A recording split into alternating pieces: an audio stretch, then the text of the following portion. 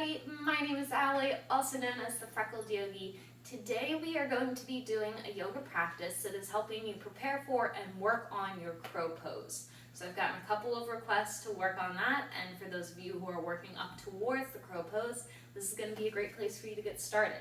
With that being said, let's get started. We're going to begin in a tabletop position. So you want to find your hands directly beneath your shoulders, your knees beneath of your hips. Then you're going to start to rock your weight forwards and backwards, pressing down into the tips of the fingers, letting that spine be nice and long.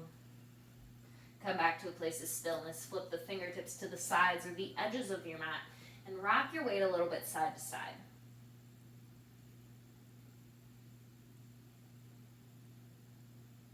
Back to stillness. Flip the fingertips in. Let the palm go face up to the sky.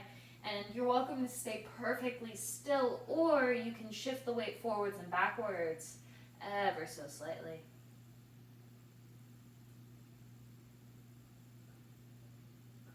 And back to stillness. Flip the fingertips back up to the top of the mat. You're going to roll through the palms a couple of times. And come back to stillness, making sure those toes are still tucked. Inhale, begin to drop the belly down, lift the gaze up to the sky.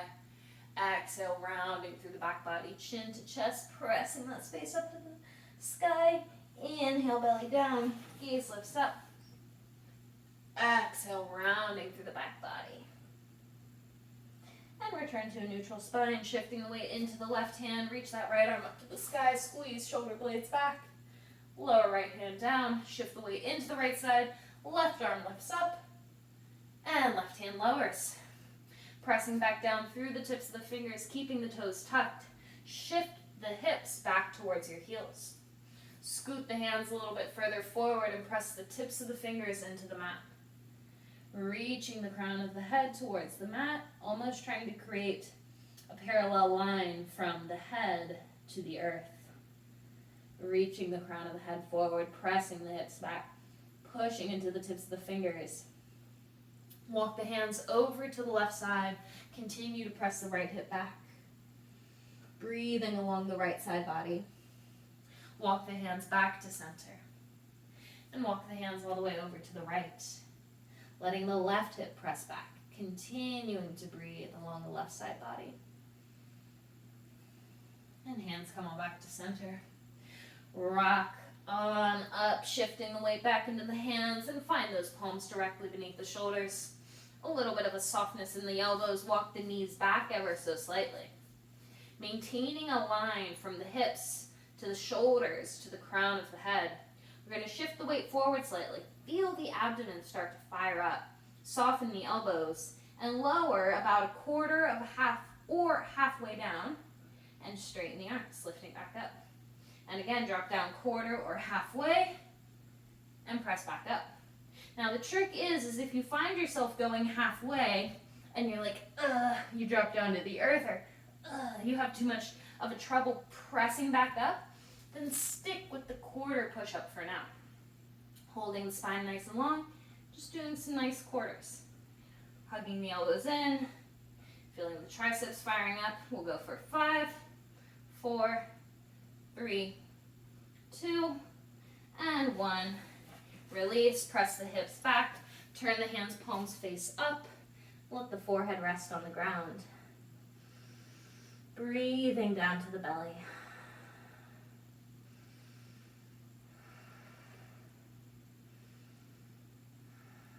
And shift your weight all the way back up. We're going to come onto the knees, take our hands, flip the fingertips to point them to the knees, and press the backs of the hands softly into the mat. If you need less intensity, you could take the backs of the hands to the thighs. And lower those palms back down. Tuck the toes under. Find the knees beneath the hips, hands beneath shoulders. Press the hips back, push into the hands. Lift the knees up and reach your hips all the way up and back. Bending and straightening the legs one at a time. Letting those hips wiggle a little bit. And then we're going to shift our weight into our hands. Feel the belly and the abdomen almost like it's pulling up beneath your rib cage. Now we're going to shift our weight completely into the hands and begin to tiptoe the feet all the way up, nice and slow, to the top of the mat. Getting the hands and wrists to take on some of the body weight for you. Find a little softness at the knees and let the torso hang heavy in a fold. Maybe grabbing opposite elbows and swaying a little side to side. Maybe just enjoying the stillness. Ground down through those palms. Find your way all the way up at the top of the mat. Heel toe the feet to the edges of your mat. Keep the heels on the mat. Balls of the feet onto the ground. And go ahead and sink the hips down to the earth. Creating a nice long line through the spine. Tailbone presses down. Hands to heart center. Backs of the triceps are pushing the knees back. Nice long line through the spine there. Maybe rocking the weight side to side. Or maybe enjoying stillness. Please note that you're also doing a great job with your yogi squat if you're a little bit more lifted. Hips are still sinking, knees are pressing back. So be kind to yourself. Take the variation of yogi squat that's working for your practice today. And rock your weight a little side to side. And then come back to a place of stillness. Let the palms ground down into the mat and lift those hips up to the sky. Heel toe the feet back in, finding the feet beneath of the hips and some softness at the knees. Letting the torso hang heavy once more. Let's inhale, begin to reach the crown of the head forward. Hands come to the shins, creating a nice flat back. Chin pulls to the chest. Reaching through the crown of the head to the tailbone, soften the knees and forward fold. And we're going to find our hands grounding into the mat. Step the feet about a foot behind of your hands. You're going to create some more space between the tips of your fingers. Now, as we are bending these legs, we're going to start to shift our weight into the hands, but we don't want our elbows to splay out to the side like this. We want to hug them in. So we're really pulling those elbows in. And to begin, I'm just going to ask that you shift the weight into your hands and then back into your feet. So to start, we're just getting our bodies used to this idea that we can bring the weight into the hands. And the idea that the hands and arms are in fact strong enough to hold you up. So now this practice is going to be short and sweet, but if crow is something that you really want to add into your practice, I'd say try this a couple of times and combine it with some other pieces of your practice. So that arm strengthening piece is going to be super important, but it works well when you combine it with other physical elements to just work on the whole body and not tire out the arms too much. All right, now from here, if this is starting to feel comfortable, you can keep working here, but the next step is to really start to bend the elbows, creating a shelf with the tricep. Keep holding those elbows in. Now this next phase is going to be to bring the knees onto the backs of those triceps. And again, shift the weight into the hands and then back into the feet. And as that starts to feel comfortable, perhaps you try lifting up one foot and then the other. Keep holding the elbows in, making that nice shelf with the back of the tricep. And once you've done a couple of those single foot lifts, then you might try lifting both feet at the same time. Hugging the feet in and up towards the hips. Pulling the elbows in as well. Grounding through the tips of the fingers. Maybe try a couple of times. Now, let me show you a trick that I personally used in my own crow practice, which is the element of fear and being worried that I would fall flat on my face when I first started with crow pose. And what I did to come over that fear was a simple pillow. And all I did with that pillow, and really a couple of pillows are very good when you're just starting out, you do the exact same thing, except your hands are behind the pillow, and you're just going to work on shifting the weight in and back out. Now the trick is I had this fear that I was going to fall on my face, right? So the way I worked through it was having this pillow here reminding me that, oh, if I do fall, ooh, that's the worst that happens, is that I face plant into a pillow.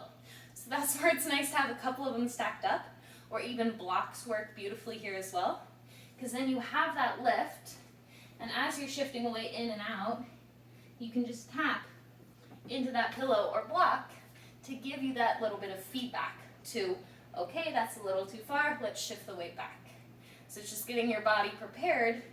You're strengthening everything, but you still have to go beyond that mental hurdle that I can't do it and I'm going to fall on my face. You teach yourself to be strong enough so that if you do fall on your face, you're prepared, you know what to do, and once you've experienced that, it usually lessens a little bit.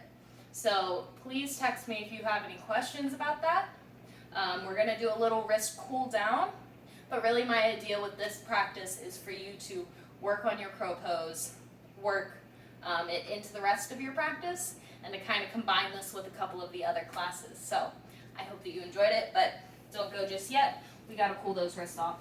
So find your way to a comfortable seat, whatever that looks like for you. You're going to reach the crown of the head up nice and high. Let the hips sink down. Let's go ahead and lift the fingertips up to the sky. And then we're going to point those fingertips down to the ground.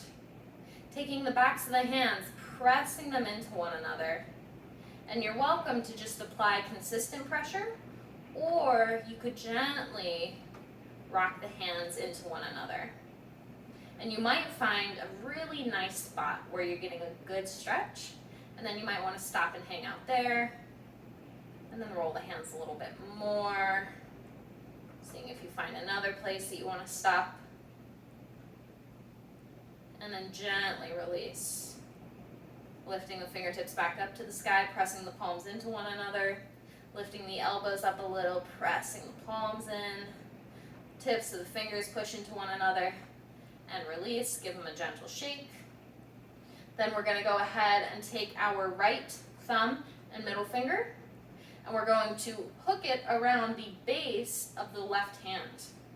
Now when you're doing this, you want to find that spot that's right at the meeting point of where the wrist meets the arm, right? So I'm going to wobble the hand around, see where it folds, and that's where I want to place my thumb and middle finger. Then I'm going to squeeze in a little and press my left hand up.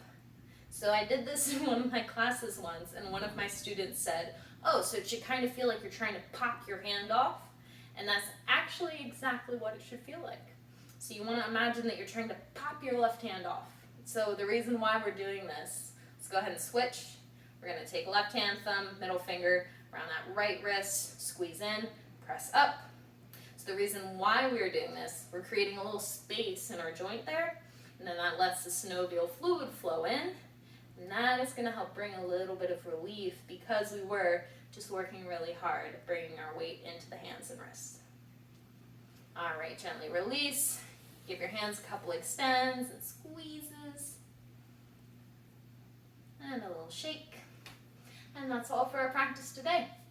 Again, please feel free to text me if you have any questions.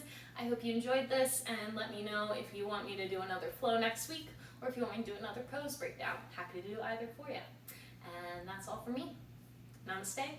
I'll see you soon. My phone number is 240-647-9285, and I hope you have a beautiful day. Bye-bye.